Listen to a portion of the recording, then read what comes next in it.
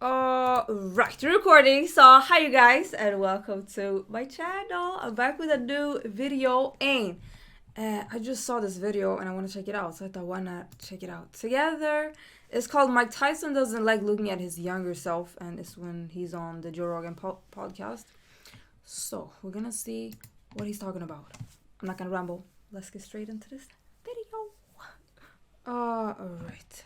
Let's see. And this is good to have the sound on too. What is it like for you to watch boxing these days?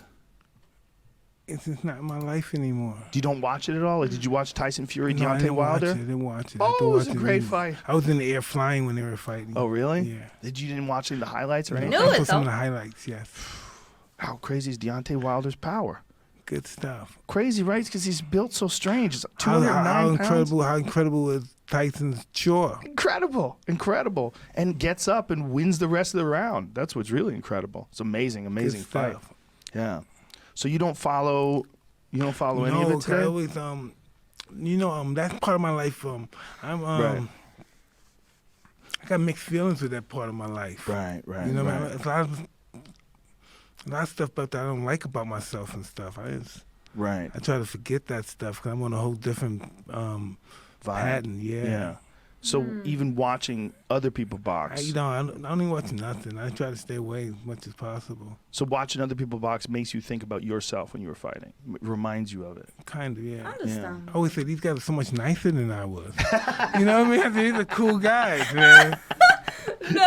Yeah, right? Oh. Like who Funny as that. there's no one out here today that's got that mean, vicious Yeah, so persona these are anymore. nice guys.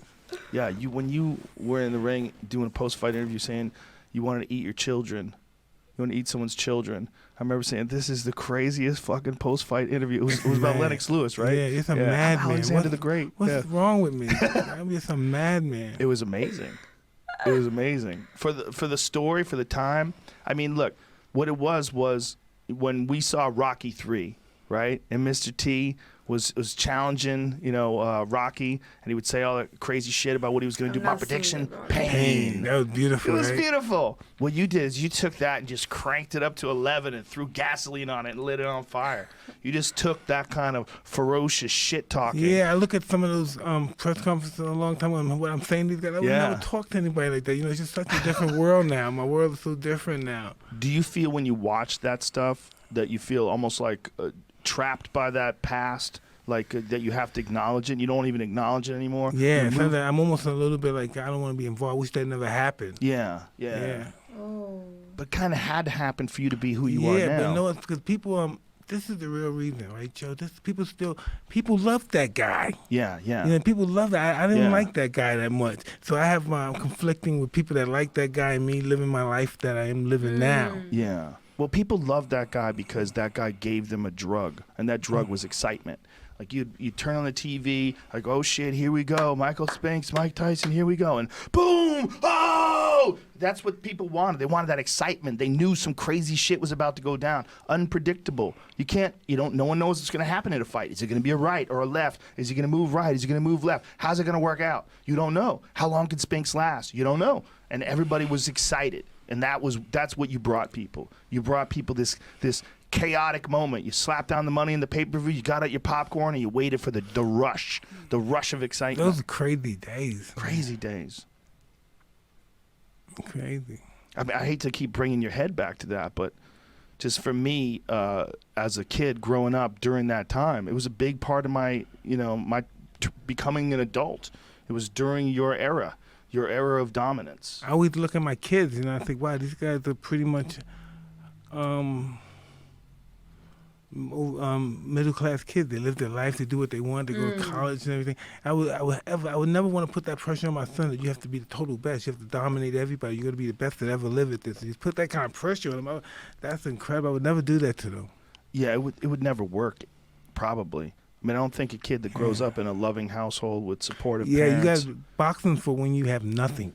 Yeah. When you do boxing when you just had nothing, because that's a lot of dedication. That's a lot of pain. That's a lot of aggravation. A lot of it really is discovering who you are. I felt that. Just even with sport in general, like it's like an escape route. when you train, when you find love for the sport, like you forget about the misery around you. So definitely, a lot of sport is like my favorite sport is football or soccer. It's a poor man's sport. Everyone that played it, like me growing up around the apartment blocks, like all the poor kids played it. Like in the rich neighborhoods, they didn't play that. It was other sports for that, but I feel like it's the same with a lot of sports. He mentioned boxing, and then you can say like tennis and golf and stuff like that. Like the rich people have their sport, but I would say a lot of sports are like for the struggling people, and you can just like escape from it. You know, there's a lifeline to something else. So I understood what he said. Well, he couldn't raise his kids. I don't have kids myself, but I could understand that. And then also like when Joe Rogan described how people saw him back then, and his head was someplace else. Like some people looked at him and like as the entertainment, and he looked at it like that was his life. Yeah, and a lot of things behind it. Like we didn't see behind the scenes like that, what he was going through at that moment. We just saw from the surface. And why am I saying we? I'm born 1993. So I didn't see a lot of that. But I love Mike, his personality. And the thing is, you shouldn't recognize yourself from back Put then. that kind of pressure on him. Or not recognize yourself, but you're not that person anymore. It's like when I look at myself from 10 years ago, like I'm 29. I look at myself when I'm 19, I'm like, oh my God. Like, you think you know a lot, but...